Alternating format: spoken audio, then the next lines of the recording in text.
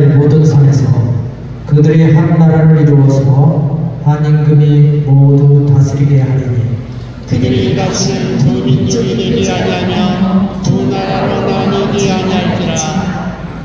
그들이 그 우상들과 가증한 물건과 그 모든 죄악으로서 더 이상 자신들을 더럽히지 아니하리라. 내가 그들의 그 범죄한 모든 젖에서 구원하여 정결하게 하리라. 그들은 내 백성이 되고 나는 그들의 하나님이 되리라. 그가 열방사에서 판단하시며 많은 백성을 판결하시리니 우리가 그들의 칼을 쳐서 보습을 만들고 그들의 창을 쳐서 낫을 만들 것이며 이 나라와 저 나라가 다시는 칼을 들고 싸우지 아니하며 다시는 전쟁을 연습하지 아니하리라. 내가 에브라임의 병거와 예루살렘의 말을 끊겠고 전쟁하는 활도 끊으리니 그가 이방 사람에게 화평을 전할 것이요 그의 풍치는 바다에서 바닥까지 이르고 유브라데스 강에서 땅끝까지 이르리라. 보라, 군대가 연합하여 동거함이 어찌 그리 선하고 아름다운고. 머리에 있는 보게로 기름이 수염 곧 아르노 수염에 흘러서 그의 옷깃까지 내림 같고 할머니의 슬이 시온산의 손들에게 내림 같도다. 거기서 여호와께서 목을 명령하셨으나니 곧 영생이다. 아멘. 다 같이 찬송 582장 부르시겠습니다.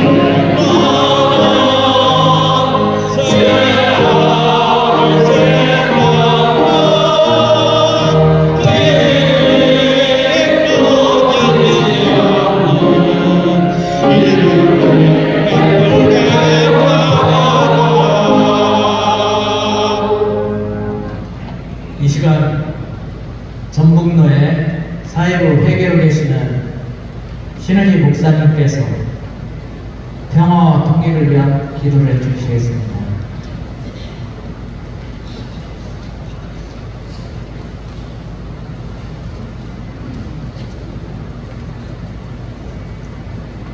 역사의 주인 되신 하나님 아버지, 80년 전 대한민국 우리 조국에 반복의 기쁨을 허락하시고 압제와 제약에서 구원하신 일을 기억하며 감사와 영광을 하나님께 올려드립니다.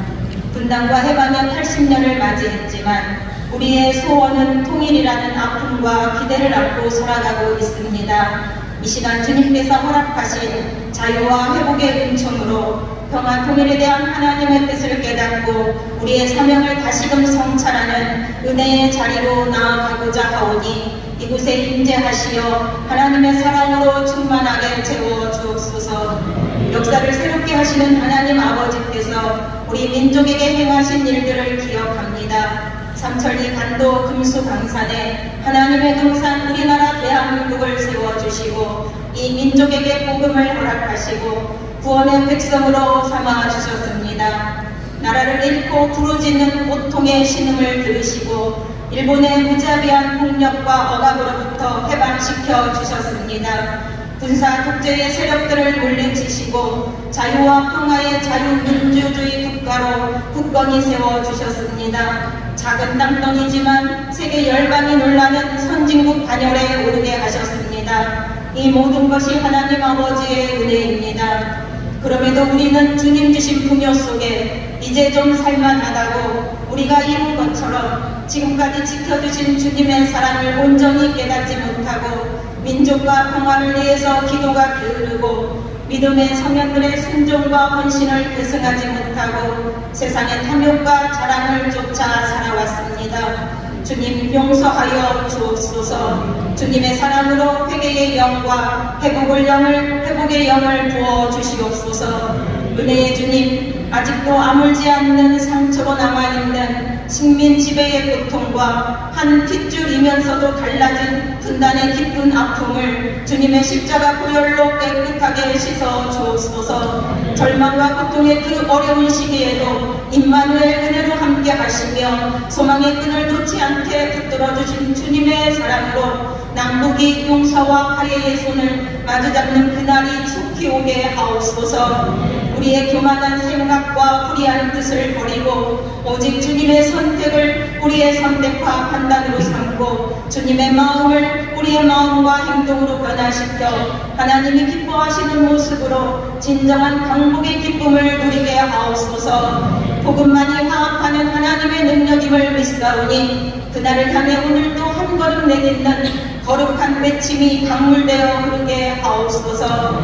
공의의 주님, 하연호 장로님을 위해 간절한 마음으로 기도합니다. 사명을 붙들고 하나님의 평화를 위해 순종한 주님의 일꾼이 반평화, 반인권적인 국가보안법의 희생양이 되어 수감되었습니다. 불의한 폭력 앞에, 사단의 공격 앞에, 죄의 유혹 속에 생명의 빛이 꺼지지 않도록 주님의 의로운 손으로 붙들고 덮으시어 머리카락 하나 상하지 않도록 보호해 주시며 억울한 상황에서도 믿음의 정결함을 잃지 않게 하옵소서. 속히 석방을 허락하여 주옵소서. 승리의 주님께서 악을 선으로 바꾸시어 생명을 살려내는 하나님의 약속이 이어지는 통로가 되게 하여 주시옵소서.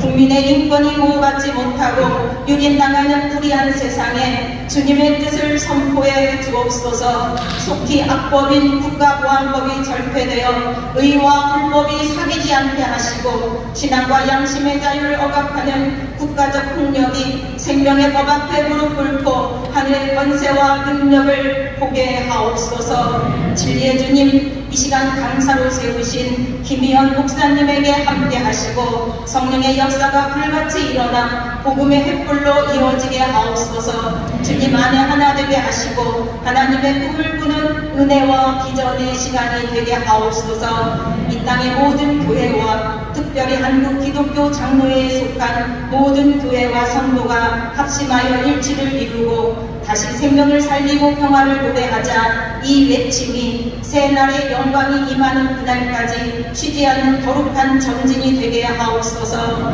백두에서 한락까지 하나님의 영광만이 가득한 하나님을 향한 노래가 꺼지지 않는 고요한 아침의 나라 대한민국이 되게 하여 주실 것을 믿사오며 평화의 주인이신 우리 주 예수 그리스도의 이름으로 기도드립니다. 아멘.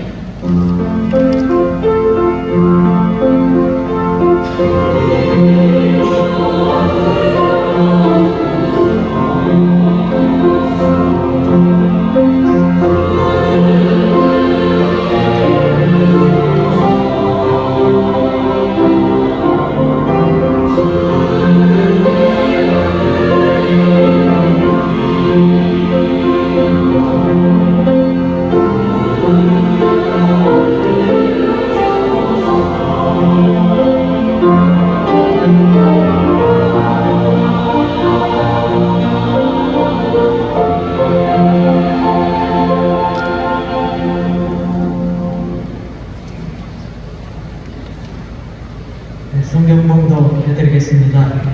오늘 평화통영 강연회의 성경 말씀입니다. 읽도록 하겠습니다. 끝날에 이르러는 여호와의 전해산이 산들 꼭대기에 굳게 서며 작은 산들 위에 뛰어나고 민족들이 그리로 몰려갈 것이라. 곧 많은 이방 사람들이 가며 이르기를 오라 우리가 여호와의 산에 올라가서 야곱의 하나님을 전해 이르자. 그가 그의 돈을 가지고 우리에게 가르치실 것이니라. 우리가 그의 길로 행하리라 하리니 이는 율법이 시온에서부터 나올 것이요 여호와의 말씀이 예루살렘으로부터 나올 것이니라. 그가 많은 민족들 사이에 이를 심판하시며 먼 곳 강한 이방 사람들을 판결하시리니 무리가 칼을 쳐서 보습을 만들고 창을 쳐서 낫을 만들 것이며 이 나라와 저 나라가 다시는 칼을 들고 서로 치지 아니하며 다시는 전쟁을 연습하지 아니하고 각 사람이 자기 포도나무 아래와 자기 무화과나무 아래에 앉을 것이라. 그들을 두렵게 할 자가 없으리니 이는 만군의 여호와의 입이 이같이 말씀하셨습니다. 아멘. Oh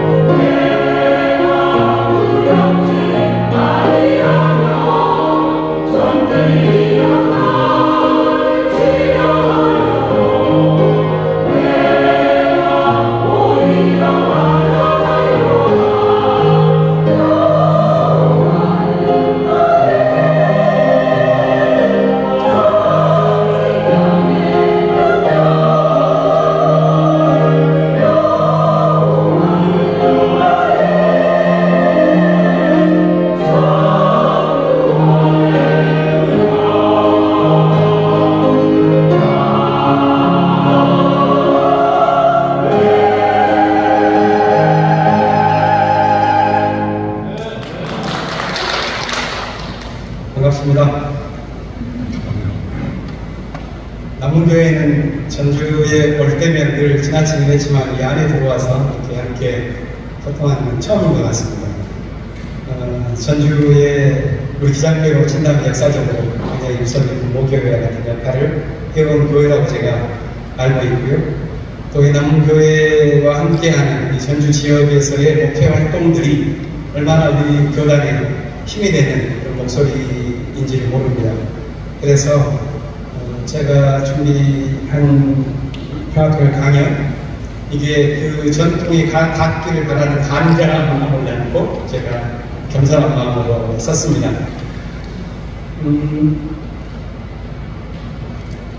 시간이 23분이니까 제가 늦어도 4시 10분까지 끝내야 되거든요. 시간이 많지는 않습니다. 45, 50분 정도인데요.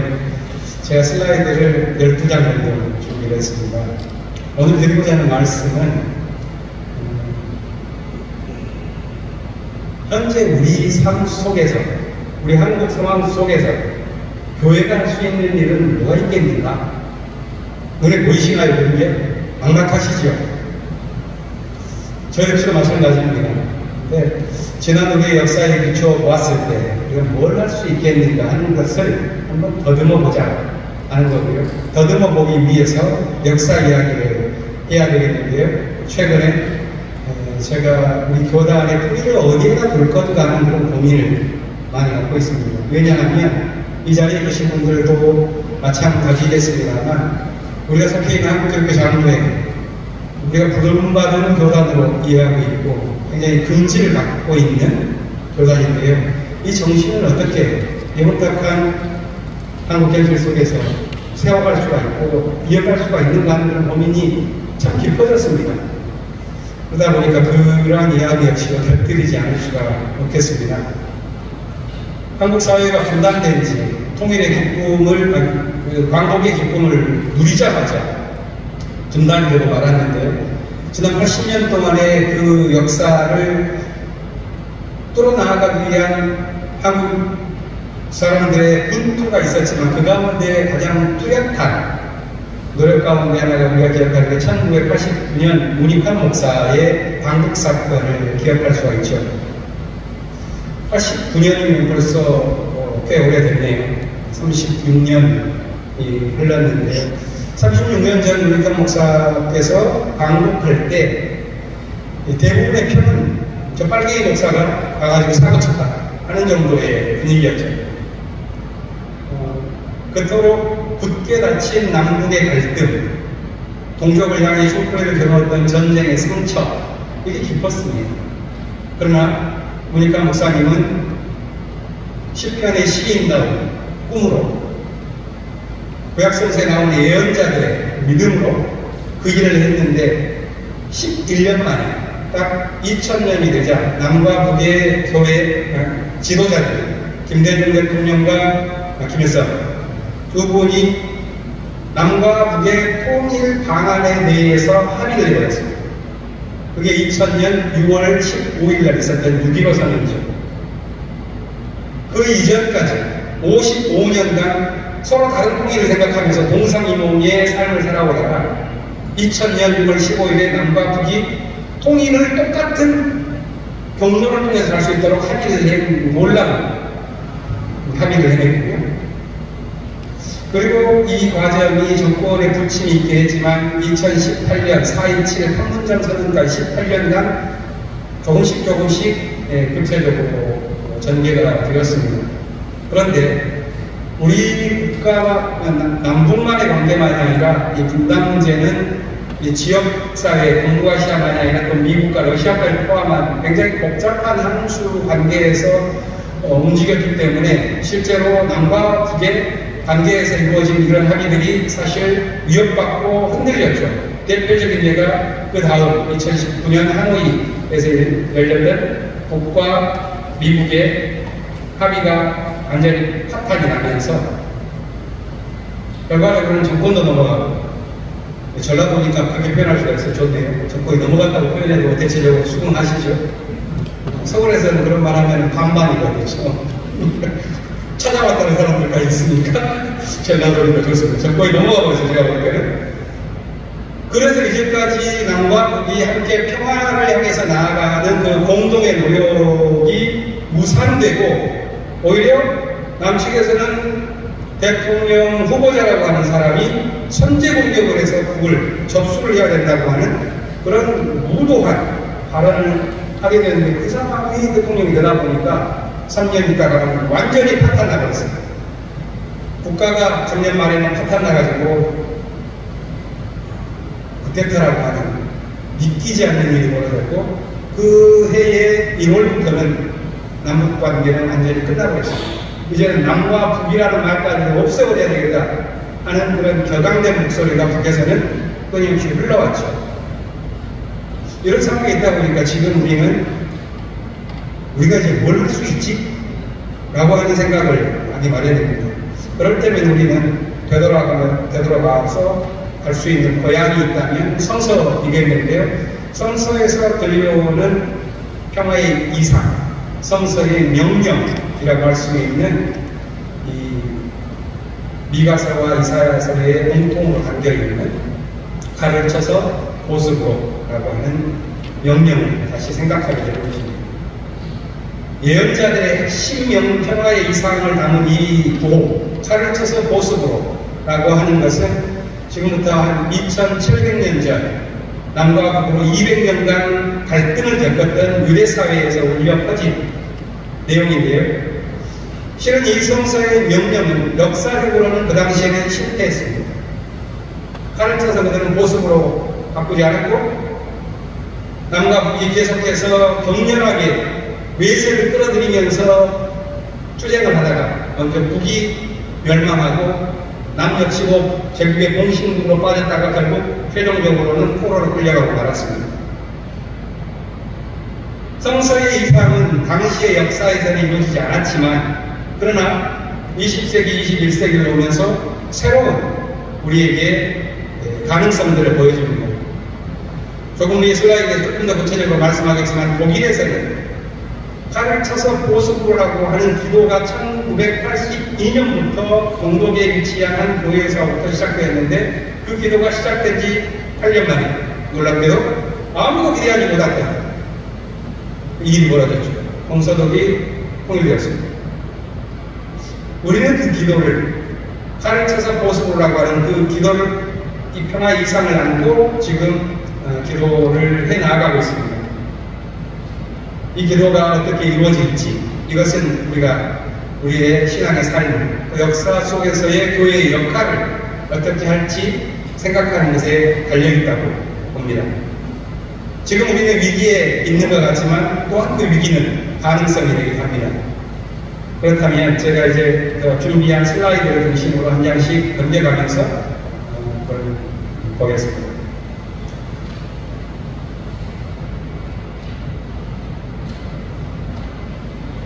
현재 우리가 작년 말부터 온 과정에 대해서는 제가 길게 설명드리지 않아도 잘 아시겠죠.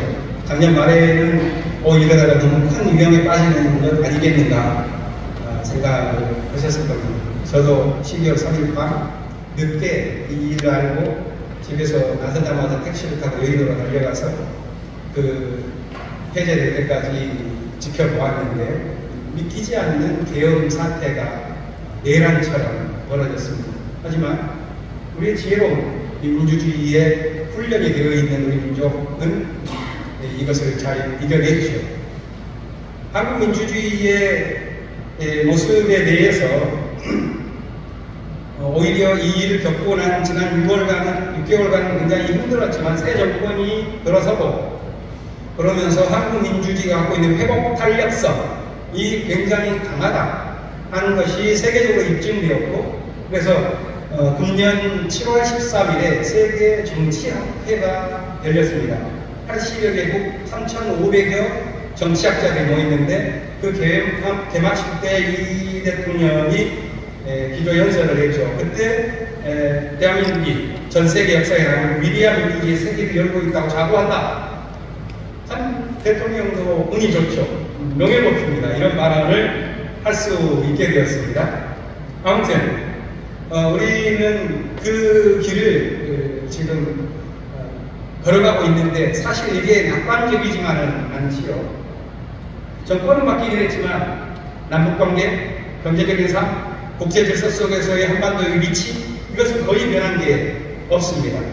그러다 보니까 여전히 이 우리가 살아가는 세계 속에서는 정권의 효능감을 조금 느껴오면서 좀 시원한 구석이 찬바람이 불고 시원한 바람이 온다 하는 것은 느껴지긴 하지만 우리 사회가 맡고 있는 여러 갈등들, 사회적인 불평등, 좌우 대립의 격화, 남북관계 이런 문제들은 여전히 어렵지 않는가. 그리고 한국을 제외한 다른 나라들에서 들려오는 소식들은 그 민주주의의 보루처럼 여기에서 미국에서 벌어진 그런 현상들을 보더라도 전 세계적인 민주주의의 후퇴 현상과 극우주의 세력의 dom남, 그 세력들의 교회의 침범, 그것만으로도 해결될 것 같지 않은 사회의 제방 문제, 더욱이 새롭게 다가오는 기후위기라고 하는 전체 우리의 문명권에 대한 거대한 위기, 여기에서 우리는 어떻게 새로운 세계를 향해 갈 건가, 교회는 어떤 역할을 할 수 있는가 하는 문제 지점에 봉착해 있습니다. 다음 장으로 넘어가겠습니다. 남북관계의 문제를 좀 먼저 보자면 그동안의 평화와 통일에 대한 인식이 많이 변화됐죠. 윤석열 정부를 지나면서 제일 안타까운 현상 가운데 하나는 소중한 우리의 가치를 담은 언어가 오염된다는 겁니다. 3.1운동 때부터 우리 민족의 금지처럼 여겨있던 태극기, 이것도 우리 민족 사이에서는 굉장히 상 이미지가 오염되어 버렸어요. 자유라고 하는 가치, 이것도 오염되어 가고 있습니다. 통일은 어떻습니까? 통일이라고 하는 말도 희미해지고 있습니다. 민족, 통일, 이런 인식이 변화하면서 그것에 관한 비전이 약화되고 있습니다. 작년 1월 달에는 북에서는 아주 공개적으로 앞으로는 남과 북인이 통일인 이런 말 쓰지 말자라고 하면서 그런 남북의 교류라든가 통일에 대한 그간의 협력의 역사를 상징하는 건물, 기념탑, 이 모든 것들을 파괴시켜버리고 폭파해버린 거 우리가 알고 있습니다. 이제는 남과 북은 적대적인 두 국가이다, 이렇게 표현하는 게 입버릇처럼 되었죠. 저는 정권이 바뀌면 이게 좀 누그러질 수 있을까 생각을 해보았는데 새 정부가 들어가고 한참 기다렸다가 한 3주 전에 그게 김여정 부부장은 첫 공식 담화문을 입장으로 했는데 남과 북의 관계라는 표현을 없애고 조한 관계는 동족이라는 시간의 개념들을 완전히 되돌릴 수 없게 벗어났다. 더 이상 남북인 임원이 그런 고름하지 말자. 아주 험악한 말을 반복하고 있습니다. 1년 반 넘게 지속되고 있는 현실입니다. 그보다는 조금 전이었지만 이런 문제를 풀어왔었던 게 남북관계가 국가가 풀지 못할 때 교회가 풀어왔거든요. 그게 문익환 목사님이 방북하기 전 5년 전의 일입니다. 남과 북이 완전히 고착되어 있을 때, 문 목사님 갔을 때도 그렇게 사회가 좋지 않았는데 1984년이면 훨씬 더 어려운 엄중한 현실이었습니다. 전두환이 군사 끝에까지 일으켜서 정권을 잡은 지 얼마 되지 않고 아주 엄혹한 그런 시기였었는데 남과 북의 교회가 남의 교회가 이 문제에 대해서 그만둘 수 없다는 어떤 신앙의 각성을 하기 시작했고 남북관계에서는 풀리지 않으니 세계교회 협의회의 도움을 얻어서 1984년에 일본에서 모입니다. 고장소라고 하는 후지산 밑에 있는 수련원이었습니다. 그리고 나서 남과 북의 교회가 이제부터 정례적으로 모임을 갖자라고 해서 세계교회 협의회가 남북의 교회를 초청했는데 북의 교회는 못 왔어요. 그런데 정기적으로 모임을 갖기로 한 2년 후부터 1986년 스위스에서 모일 때부터는 정례적으로 남북의 교회가 모이기 시작했습니다.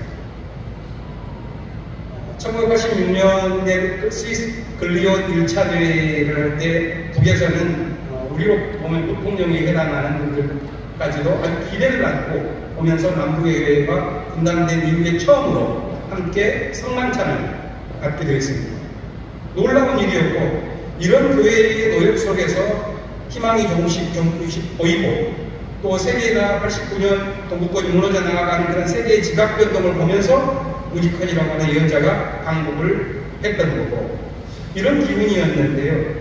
그 이후에 계속 남과 북의 교회는 정권이 아무리 나빠지다가 사이가 그 이후부터는 지속적으로 함께 기도해온 관계였습니다.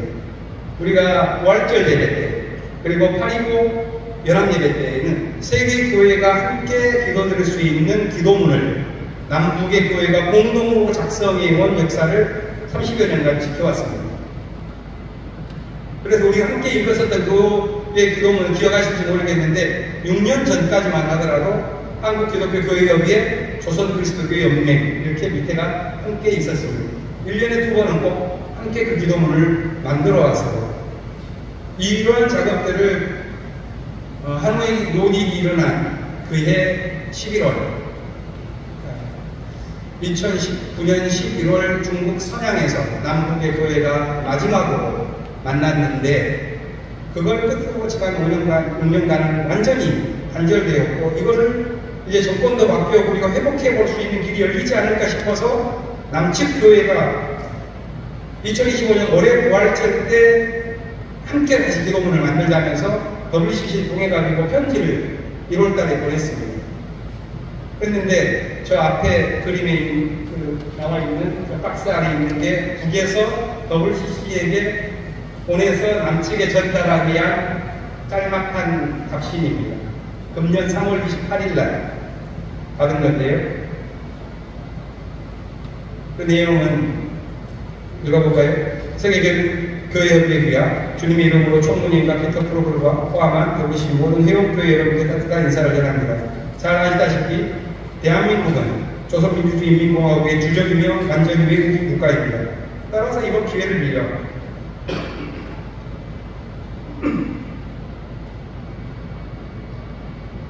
우리 연맹은 NCC와 아무런 관계가 없으며 앞으로도 어떤 관계도 맺지 않을 것임을 분명히 밝히고자 합니다.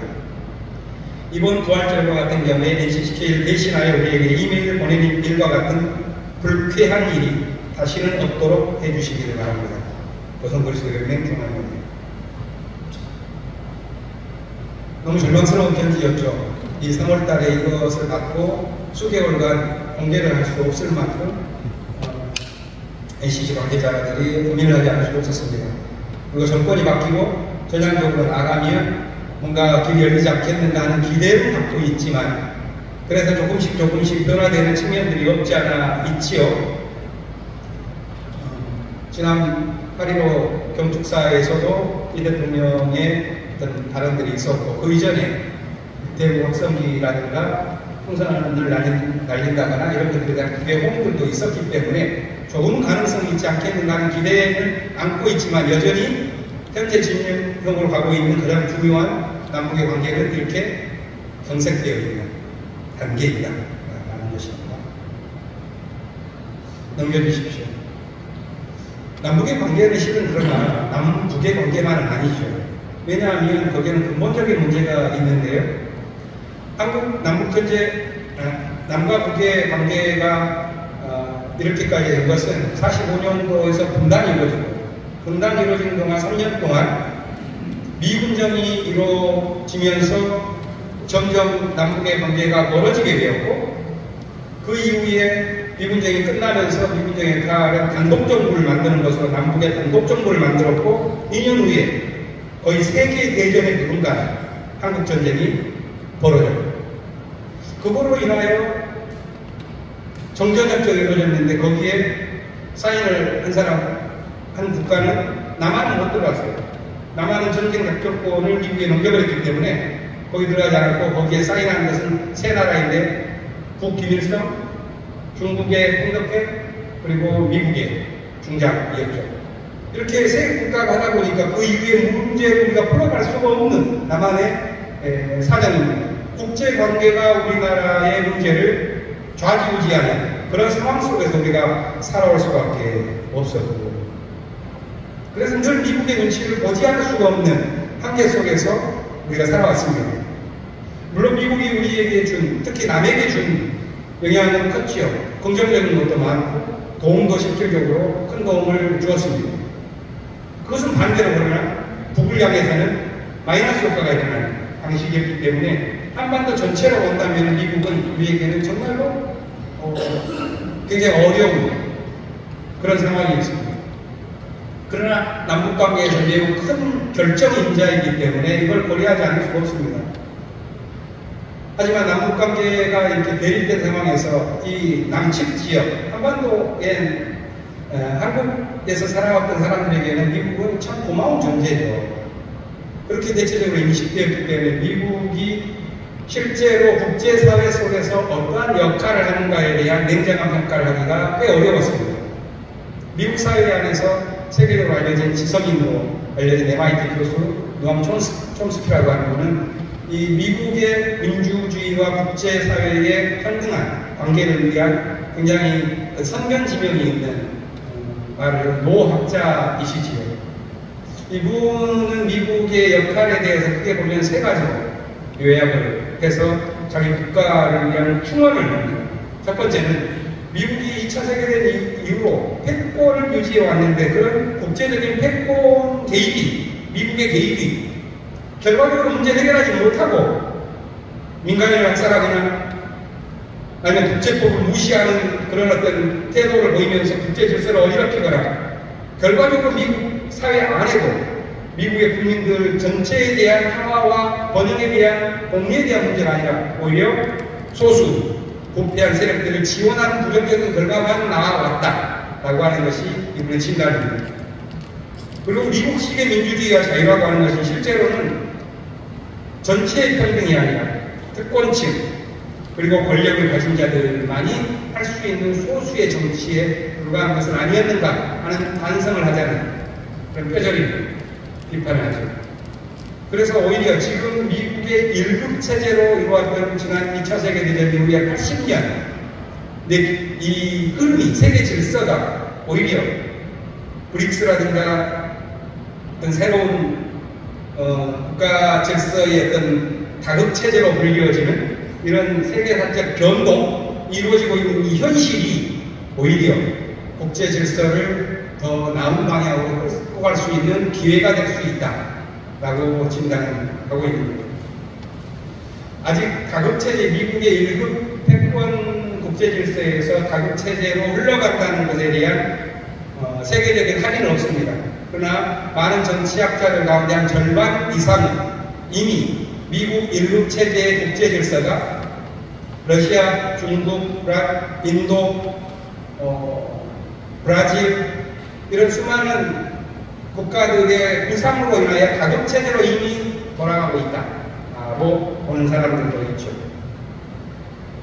이 상황 속에서 우리가 지금 맡고 있는 겁니다. 이 다급질서로 재편돼 나아가는 때 그 이전에 미국 중심의 체제 안에서 다른 국제 질서를 향해 나아가는 이 과도기 전환기에 그렇다면 우리의 평화의 문제, 한반도의 통일의 문제 이것을 어떻게 가야 되느냐 하는 게 지금 한국 사회 안에서 정치학자, 또 국가 정책 기반하는 사람들, 또 우리의 신앙인들 역시도 굉장히 중요한 상황 속에 있다는 것을 보여주는 지표가 됩니다. 물론 각자의 역할이 있기 때문에 여러 가지를 함께 고민을 해야 되겠습니다만 저는 그 어떤 객관적인 우리 사회에서의 길에 대한 정치적인 문제보다도 여기서부터 좀 신앙적인 문제, 교회의 문제, 실질적인 우리가 뭘 할 건가 하는 문제로 좀 돌아와서 이야기를 나눠볼까 합니다. 넘겨주십시오.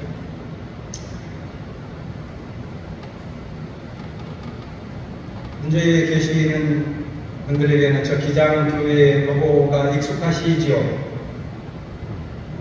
저게 보이는 게 두 가지 의미가 있다고 하죠. 보라색을 감싸고 있는 흰색, 기라고 하는 기장의 의미이기도 하고 또 화살촉처럼 보이기 때문에 날아간다고 하는 그런 우리의 신앙의 다짐들을 담고 있는 지난 70여 년간의 우리의 뭐랄까 정체성이라고 할 수가 있는데요. 사실 저 이미지가 담고 있는 그 가문이랄까 이런 게 많이 희미해진 것도 사실입니다. 왜냐하면 한국교회의 미래가 매우 불투명해졌고 기장교회 역시도 거기에서 예배가 아니기 때문입니다. 교회 자체가 이제 한국에서는 외면당하고 있어요. 아시죠? 오히려 민주주의를 원하는 사람들에게 교회가 벌칙거리가 되고 말았습니다. 그러다 보니 교회가 힘을 잃어가고 있어요. 역사가 교회를 붙들고 있으면 교회가 힘을 바꿀 수 있는데 교회가 역사의 바람으로부터 떠나니까 교회가 동력을 잃어가고 있습니다. 그래서 한국에 수많은 교회가 있죠. 7만, 8만 되는 교회가 있는데 그 교회 가운데에서 이 기장 1600개의 교회가 정신을 바짝 차려서 교회의 정신을 다시 세우지 않으면 이 한국 교회가 위기가 되겠다는 게 우리의 이해입니다.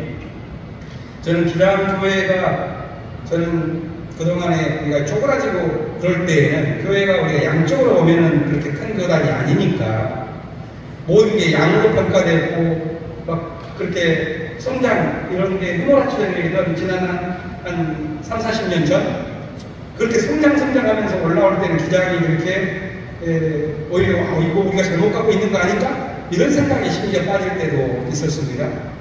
그러나 지금은 그것을 넘어섰어요. 시대 자체가. 성장은 어차피 어렵겠구나.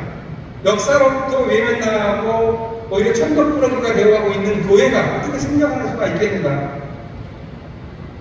이 교회에 있는 거 돌려다가 이 교회에 막는 수 정도 하고 있는 게 사실 우리의 솔직한 현실이라면 이걸 넘어갈 수 있도록 하려면 어떻게 해야 되겠는가 하는 것이 우리 기장교회 또 유관 역사를 가진 이 남문교회를 비롯한 이 전국의 교회가 운영을 하면서 다시 한번 생각해 봐야 되지 않겠는가 생각합니다.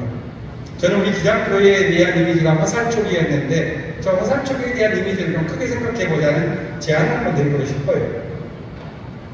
며칠 전 장로대회에서도 장로님들과 함께 이 말씀을 제가 나눴습니다만 우리는 화살촉이라고 그랬는데 화살촉만 가지고는 뭐 하겠습니까?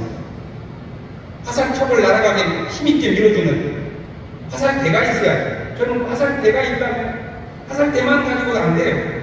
그 화살을 날려 쏘는 활이 필요하고 활하고 화살이 있더라도 그것을 쏘아서 뭔가를 목표를 가지고서 날리는 그런 쏘는 분이 있어야죠. 이게 다 있어야지만 교회가 보이는 거죠. 기장이 화살촉이라면 저는 한국 교회의 그 기장을 날아가게 만드는 기장이라고 하는 이 교회의 정신을 밀고 가게 하는 그런 화살대와 한국 교회의 전통이 있고 우리는 그 한국 교회의 전통 속에서 날아가는 거고 이 교회라고 하는 이 화살이 날아가는 역사 속에서 그 교회를 날리는 것은 교회 혼자 날아가는 것이 아니라 이 한국 사라고 하는 우리 이 땅에서 벌어지고 있는 민중들의 기대와 희망과 열망이라고 하는 이것 속에서 이 역사가 발휘되어서 교회를 화살을 날리는 거고 이 화살과 활을 가다니면서 만드시고 그것을 시위를 당겨서 역사 속에서 교회를 날아가게끔 만드시는 그 역사의 주관자이신 분이 있는 것이고 이런 큰 생각을 해 나아가는 것이 역사도 모르고 다른 교회도 모르고 교파기에 빠져서 저기는 뭐네 여기는 뭐네 이런 편협한 생각에 빠져온 그런 교회와 다른 우리 기장의 생각이지 않겠는가 하는 생각을 하게 되는 것입니다. 기장의 역사에 대해서 그래서 제가 요즘 관심이 많습니다. 기장의 뿌리가 뭘까? 예전에는 기장은 외장하고 기장하고 1953년도에 신앙문제하고 나눠졌으니까 우리 1953년도에 나오는 것이고 그럴까?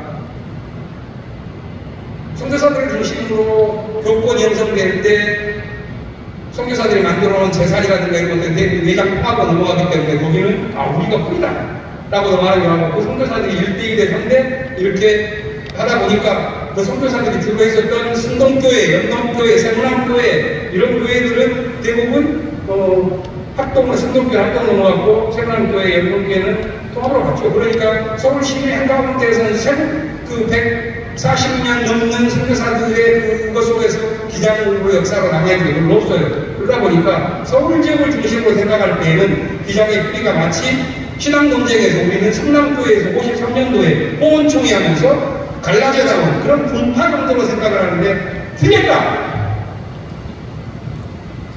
그걸 제안하고 싶습니다. 그래야지만 이 한반도 안에서의 통일과 평화의 문제를 신앙인으로서 생각할 수가 있겠다라는 것입니다. 두 가지를 보겠습니다. 다음 장면을. 한국 기장만이 아니라 한국에서 저는 교회가 화살촉처럼 날아가던 그 지점들을 두 개를 하나 공유하고자 합니다. 하나는 우리가 좋아하는 윤동주라는 시, 문익환이라고 하는 그런 걸출한 인물들, 장공, 또 김재주, 수많은 신앙인들의 영적 고향이라고 할 수 있는 게 명동교회죠. 그들의 조상들은 동학연명이 1894년에 해방하자 굉장히 쓸쓸한 마음으로 비참하게 있고 나라는 점점점 망해가니까 아 여기를 뜨자 하면서 저 백두산 바로 밑에 있었던 저 사람들 해령 이쪽 지역에 있는 사람들이 넘어가요. 그들은 이 평양이나 서울에서 멀리 떨어져가지고 유배를 당했었던 강직했었던 유학자, 실학자들이었어요. 그러면서 넘어가요. 새로운 마을을 건설해서 명동, 동이라는 것은 한반도를 말하거든요. 한반도를 밝히는 세상을 한번 우리가 만들어보자. 1899년에 이렇게 가죠. 거기에는 문익환의 증조할아버지, 문병규, 할아버지 문치적, 아버지 문재리까지 태어나서 함께 넘어갑니다. 문익환의 외가 김하규라고 하는 분, 그분이 가지고 60몇 명이서 함께 넘어갑니다. 김야경이라고 나중에 간도 저쪽을 중심으로 해서 모든 독립군의 기지이자 북간도의 대통령이라고 불렸던 김야경 목사, 그 가정도 30여 명이 넘어갑니다. 그래서 141명이 넘어가요. 거기에 교회를 세우죠. 나중에 저 교회가 그 명동교회입니다. 1910년대. 저것을 통하여 한반도 안에서 가장 교회가 교회 같던 시기, 저는 그게 동학혁명의 길을 지나면서 교회가 이제 그 인식이 되기 시작하고 한반도에, 그 다음에 문예운동이 때까지 잘 안 되다가 이러한 흐름들과 함께 나아가면서 3.1운동 정도 되는, 동학에서부터 3.1운동까지 25년이거든요. 짧은 시기. 역사를 향해 일어섰던 동학에서부터 의병, 3.1운동 이 25년의 기간 동안 한반도의 한국의 교회가 그때 뿌리내리기 시작하는데 이 교회가 그걸 역사의 꿈을 흡수하는 거죠. 안중근 열사가 이쪽 의료군을 하얼빈에 가서 갈 때 많은 사람들이 지원을 했죠. 그분이 건축연수를 어디서 하겠습니까? 문병규 어른 집에 가서 합니다.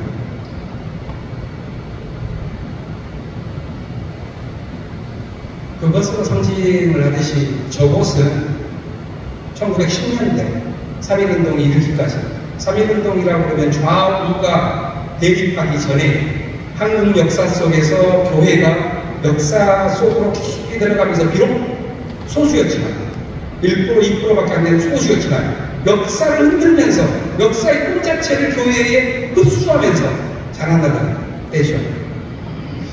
뒷장 한번 보겠습니다. 또 다른 화살촉은 제가 최근에 익사회를 갈 때 아시겠지만 남전교회가 있고 동년교회가 있어요.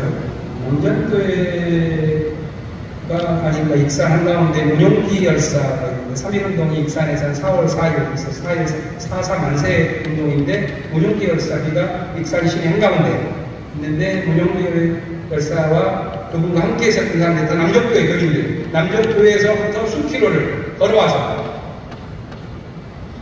남전교회는 동년교회, 여기도 다행히 남전교회, 동년교회 둘 다 기장교회가 남아있습니다. 동년교회는 백낙구 장로님이라는 분이 만드셨는데 이분 역시도 동학교였어요.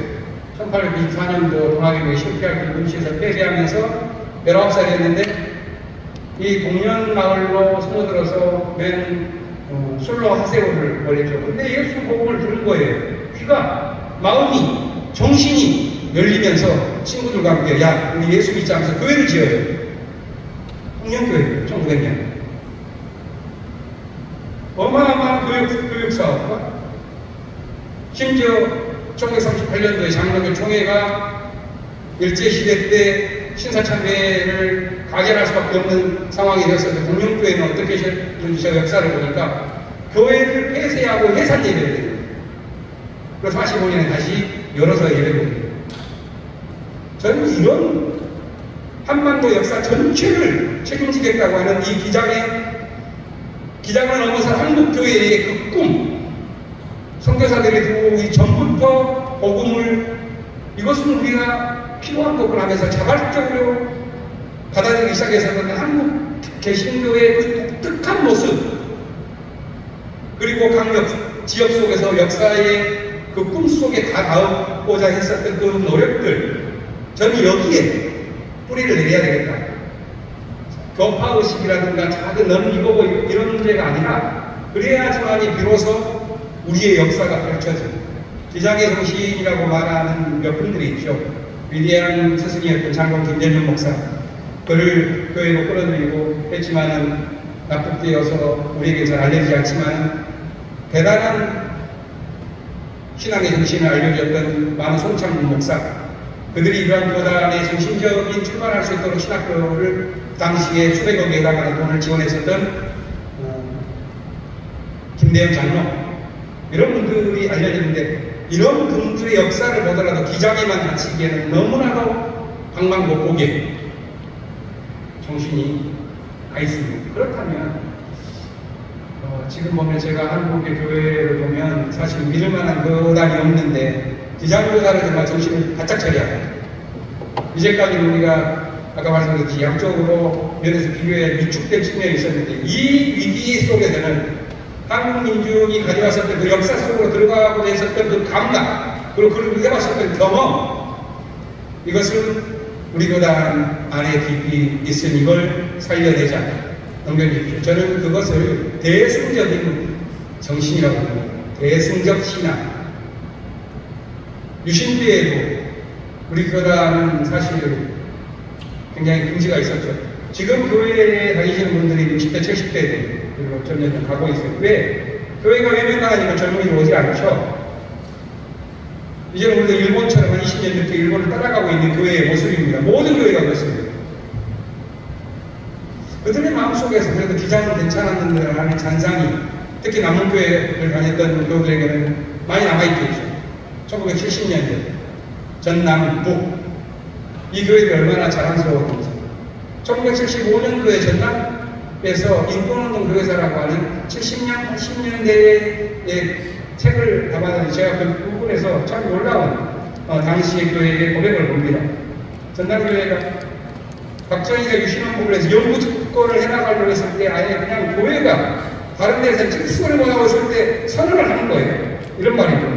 읽어보면 우리는 인간 제도를 우상하며 인간을 싫어하고 파는 모든 사상 모든 세력을 거부하며 우리에게 맡겨진 선교의 과제를 수행하기 위하여 어떤 막연한 인상을 받아도 그것이 그리스도의 고난과 영광의 승리에 참여하는 희생이라 믿어 감수하기로 굳게 다짐하는 것이다. 어마어마한 우리의 정신입니다. 저는 이러한 정신은 70년대에 쏟아나는 것이 아니라 복음이 이 땅에 뿌리 내릴 때부터 면면이 이어져온 화산맥과 같은 정신이라고 봅니다. 우리가 어떻게 이걸 이어갈 수 있을까? 넘겨주십시오. 지금 기장교회 역시도 사실 많이 달려있고 또 지역마다 또는 교회 형편마다 할 수 있는 일들이 매우 제한되어 있습니다. 하지만 기장교회가 전체적으로 할 수 있는 일을 그냥 딱 한 가지 제안들이 고자합니다. 그것은 이미 우리 기장교단의 상징이 되어가고 있기 때문에 그렇습니다.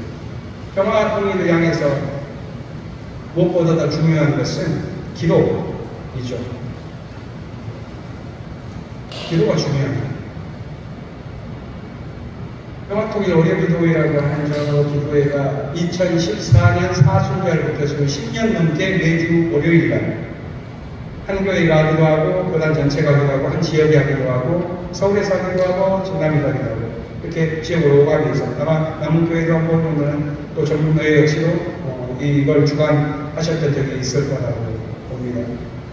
세계교회가 10년 넘게 하다 보니까 이 한반도의 평화를 위하여 이렇게 줄기차게 기도하는 교회는 PROK, 한국기독교 장로회, 세계교회를 구성하는 2280여 개 교단 가운데 유일한 요곳이라고 하는 세계교회가 공인을 내서 주목하고 있는 기도회가 되고 말았습니다. 저 기도회는 세계교회협의회가 2022년 독일 칼스루이에서 11차 총회를 했는데 당시에 총회장이었던 김경 목사님께서 칼스루이의 한가운데에 있는 스테판 성당에서 집리하고 있는 월요기도회입니다. 세계교회의 지도자들이 한 100여 명 함께 참여해서 아주 은혜스럽게 그랬던 기도회이고 저 기도회가 갖고 있는 의미 중요합니다. 월요평화 기도회를 시작할 때 사실은 독일에서 있었던 칼을 쳐서 포스코라고 하는 그 기도의 응답을 우리가 사실 바톤을 이어받은 거예요. 아니 바톤을 이어받았다기보다 독일이 하고 지금도 하고 있어요. 1982년에 공동지역의 성 니콜라이 교회라고 하는 것이 그때 크리스찬 피러라고 하는 젊은 목사님이 계셨는데 이분의 교회로 젊은 노동자들이 피신해 왔어요. 몇 명이. 이들은 어떻게 할까 고민하다가 이분이 기도회를 시작을 하기 시작했어요. 처음에는 10명, 20명, 많아야지 뭐 몇십 명 정도에서 한 7, 8년을 1982년부터 해나가는데 공동이 무너지기 시작하는 거예요. 1000명, 10,000명, 50,000명, 150,000명, 350,000명 매주마다 이렇게 늘어나면서 결국 90년에 통일을 하게 돼요. 8년 만에.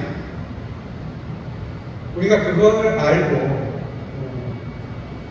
이 정신을 이어받자 하면서 했는데 그 기도회의 내용, 그 기도회를 했을 크리스찬 피러 목사님이 공교롭게도 2014년에 돌아가셨어요. 근데 우리는 그 기도를 우리 기도회는 2014년부터 시작했다니까 저는 의미를 붙여본다면 그것도 의미가 있겠어요. 근데 이 피러 목사님 나중에 자서전을 쓰시는데 그 자서전에 이런 말이 있는데 그 조금 읽어드릴게요. 우리의 기도회는 겨자씨만큼이나 작게 시작되었다. 하나님을 향한 전적인 신뢰와 정기적인 기도로 헌신한 이 작은 사역을 하나님께서 이토록 크게 사용할지는 아무도 몰랐다. 그것은 평화 혁명이며 성경적 방법이 낳은 기적이었다. 저는 남과 북의 이 지점에서 아무것도 보이지 않고 길이 잘 안 보이는 상황 속에서 저는 이 기도회를 기장교회가 불처럼 촛불처럼 하나씩 하나씩 키워나가는 운동, 신앙이 한 사람 한 사람 속에서 밝히고 밝혀나가는 그런 운동이 있다면 그게 이미 마음의 지형과 민족의 생각의 지형을 바꾸는 매우 큰 힘이 될 것이라고 생각을 하고 하나님께서 저는 그걸 통하여 일하실 수 있을 것이라고 믿습니다. 다른 나라는 이 기도를 모를 때 최근에 있었던 하나만 더 보여드리겠습니다. 다음 장입니다. 지난 월요일에 그동안 7년 동안 우리 교단이 전체적으로 함께 합심하고 기도해왔던 화해와 평화의 교회가 설립 봉헌되었습니다. 8월 11일 날이죠.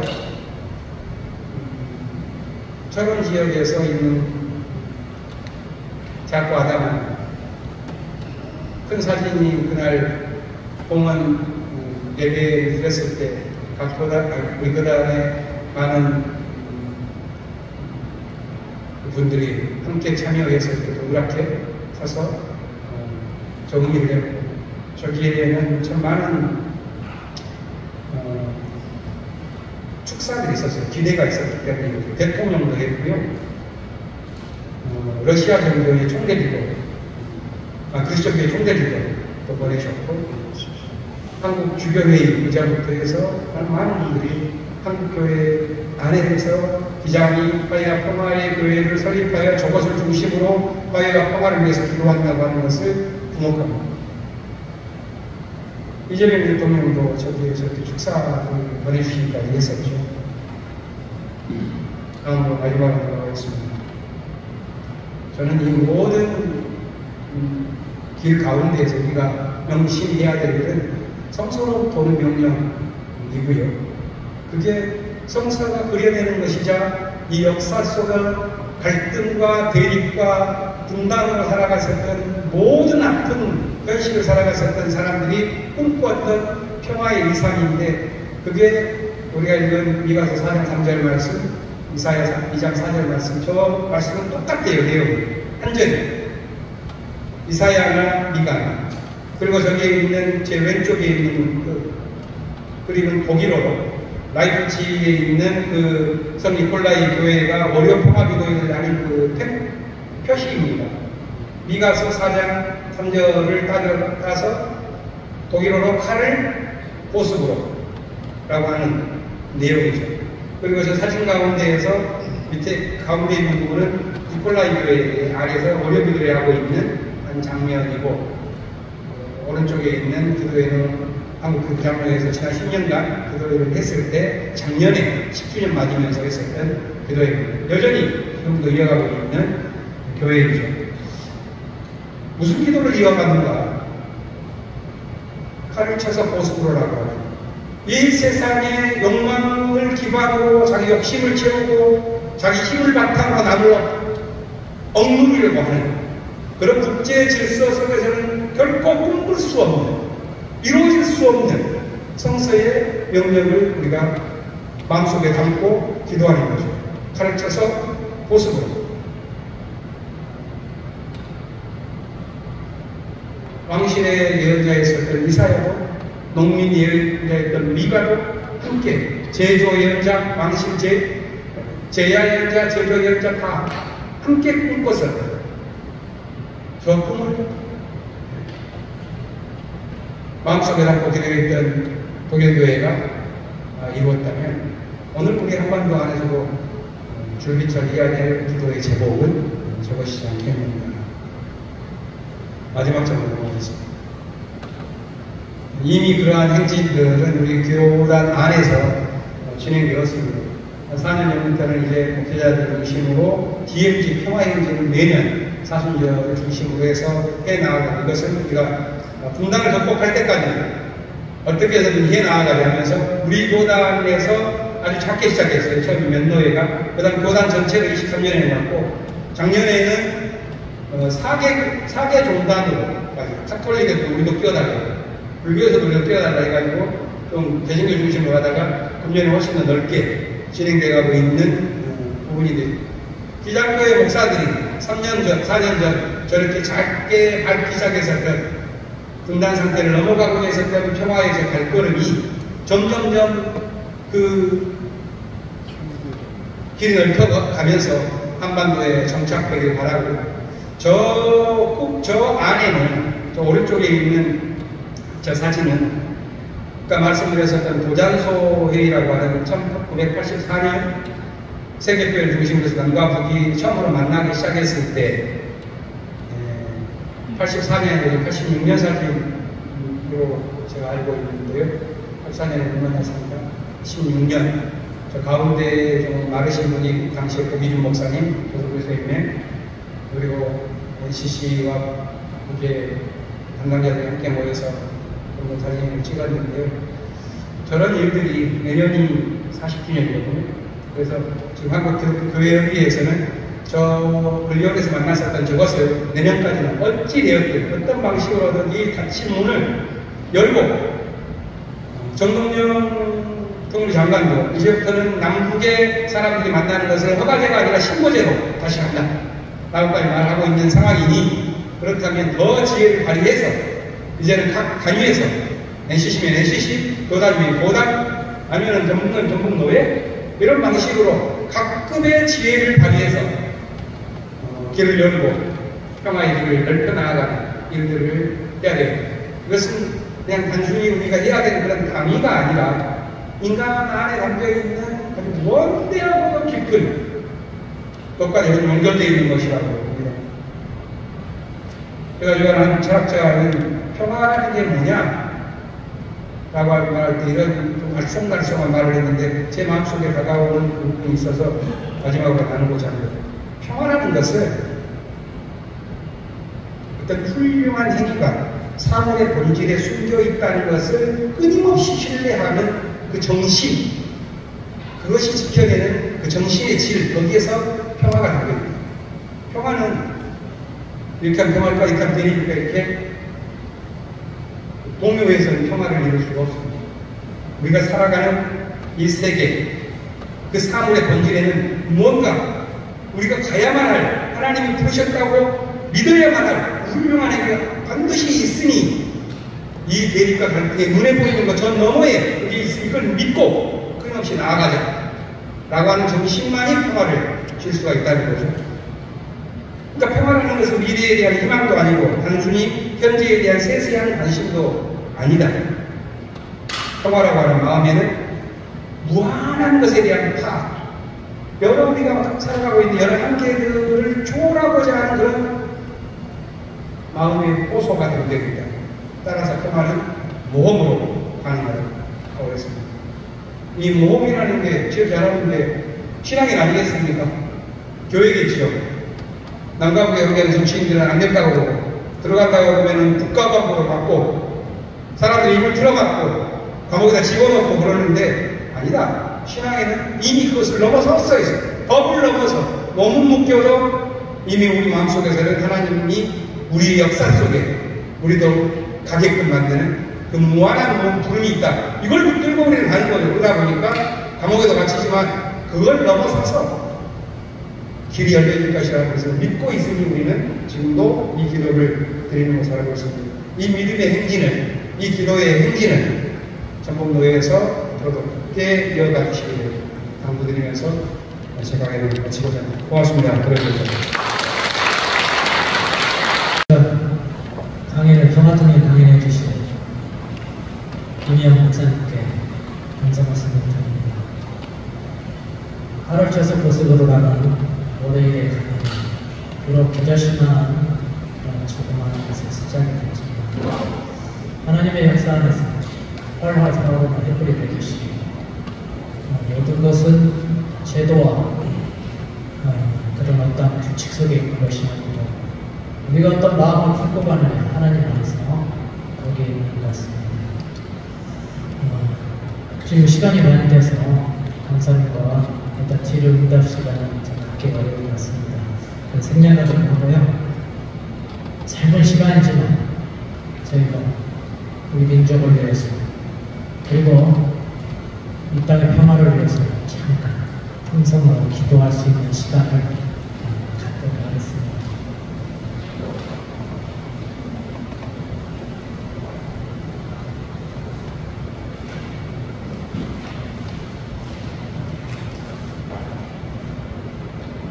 같이 기도하도록 하시죠. 주님, 이 땅 교회가 주님의 손 안에서 점점 평화로 우리 가운데 임하기를 이 땅 교회 그리고 평화를 위해서 서로 도와주기를 원합니다. 빛과 소금의 역할을 모두가 가지고 그런 성령을 망각하면서 세상을 살리는 이 땅의 모든 영혼과 조직을 그런 교회들을 주님 일깨워 주시옵소서. 다시 일으켜 세워 주시옵소서. 성령의 불로 다시금 이 땅의 교회를 정결케 해 주시옵소서. 주님 말씀에 따라서 이 땅의 교회들이 되게 하여 주시옵소서. 진리의 깃발을 들고 앞으로 나아가서 남과 북이 평화에 따라서 통일의 길을 걸어갈 수 있도록 주님 인도하여 주시옵소서. 모든 것을 사랑하시고 우리 예수님 이름 받도록 기도드립니다. 결단은 찬양을 부르겠습니다. 그대 오르는 언덕. 항상 8.15에서 저번주에 이번주 예배 시간에 불렀는데 그대 오르는 언덕 노래를 부르고 그 다음에 바로 성명서 낭독이 있겠습니다. 이 성명서는 저희 전북노회 소속의 하이너 장로님께서 김제 연합교회 노회장님 소속되어 있는 그 교회죠. 장로님이 항소심에서 1년 6개월에 사실은 1년 6개월에 집행유예에 있었는데 항소를 했는데 2년에 법정 구속이 됐습니다. 국가관법이라는 것이 일제시대의 치안유지법을 그대로 이어가는 것이 국가관법입니다. 우리 독립운동가들을 사형시키고 국민들의 사상을 통제하고 식민지를 유지하기 위한 그런 것입니다. 이렇게 이해를 해주시고 노래 부르시고 저희 사이로 서기로 계시는 신앙교회 이성숙 목사님께서 성명서를 낭독하실 겁니다. 그럴 때 2번 둘째에서 석방하라, 보장하라, 그리고 당하라, 이것은 3번씩 외치도록 하겠습니다.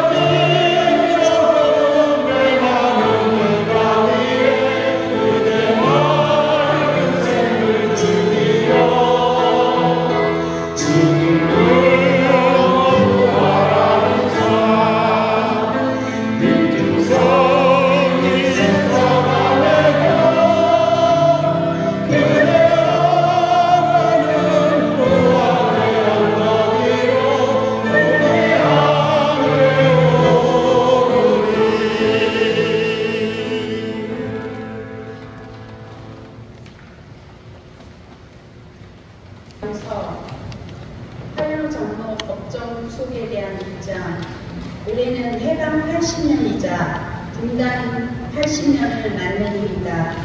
우리는 이 민족의 아픈 역사와 현실을 함께 성찰하고 평화통일의 비전과 희망을 나누기 위해 평화통일 강연의 자리를 마련했다. 그러나 바로 이 시점에 전북노회 소속 김제 영암교회의 하이너 장로가 국가보안법이라는 시대착오적 악법에 따라 징역 2년을 선고받고 법정 구속되는 사태를 맞이하게 되었다. 하이너 장로는 농민과 사회적 약자 그리고 분단된 민족의 고통 속에 함께하며 하나님의 정의와 평화를 실천해온 시대의 예언자였다. 진리가 너희를 자유롭게 하리라. 요한복음 8장 32절. 우리는 이 말씀에 따라 이번 판결에 대해 깊은 유감과 우려를 표하며 다음과 같은 입장을 분명히 밝힌다. 첫째, 국가보안법은 폐기되어야 할 악법이다. 국가보안법은 한반도의 냉전체제를 고착시키고 국민의 양심과 표현의 자유를 억압해온 악법이다. 이 법은 과거 수많은 민주화 운동가와 신앙인들을 범죄자로 몰아 탄압하는 수단이었다. 그리고 오늘날 이 법이 다시금 평화통일 운동가에 헌신한 하이너 장로를 감옥에 보내는 일에 쓰이고 있다. 이는 신앙과 양심의 자유를 억누르는 국가적 폭력이다. 둘째, 우리는 다음과 같이 강력히 요구한다. 사법부는 하현호 장로에 대한 국가보안법 적용을 철회하고 즉각 석방하라. 석방하라. 정부와 국회는 국가보안법을 즉시 폐지하고 사상과 표현의 자유를 보장하라. 보장하라. 한국교회는 억압받는 이들과 연대하며 하나님의 정의, 자유, 평화를 증언하는 공동체로서 사명을 다하라. 셋째, 우리는 포기하지 않을 것이다. 우리는 끝까지 기도하며 행동할 것이다. 하나님의 정의와 평화의 가치를 따라 모든 억압과 불의에 맞서 싸울 것이다. 정의롭고 자유로운 사회를 이루기 위한 신앙적 실천을 멈추지 않을 것이다. 우리는 그리스도의 이름으로 외친다. 그 무엇도 사람의 양심과 평화를 가둘 수는 없다. 2025년 8월 17일 한국기독교장로회 전국교회 사회부, 전국 동료회 교회와 사회평화통일위원회, 부산교회 교회와 사회위원회, 익산교회 교회와 사회위원회 일동. 인도하십니다. 칼을 쳐서 보수 이가 생기